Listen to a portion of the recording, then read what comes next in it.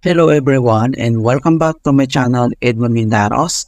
And for today's quick tutorial, I'm going to show you guys on how to either enable or disable core isolations, memory integrity on your Windows 11 computer.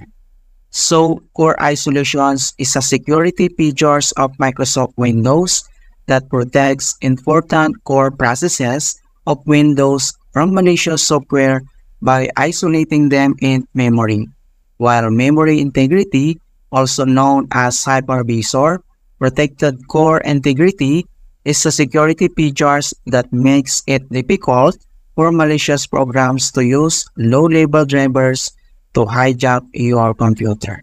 And without further ado, let's go ahead. So all you have to do is to open up on a search menu. And then dito ay kailangan mo lang i-type yung Windows Security. And then click mo lang tong open.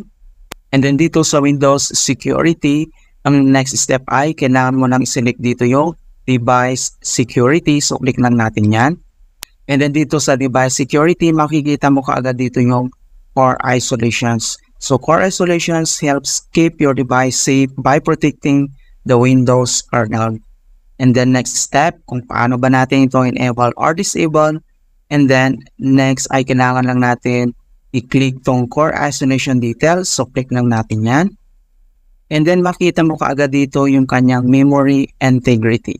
So prevents attacks from inserting malicious code into high security process.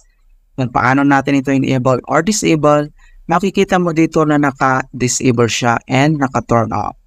Okay, kung gusto mo itong enable, so click mo lang itong button niya, itoggle on natin. So click ganyan.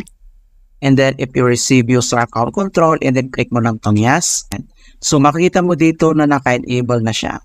Right? And then dito naman sa baba, makikita mo dito yung Microsoft Vulnerable Driver Blocklist. So pwede mo itong i-turn on or turn off or enable or disable siya.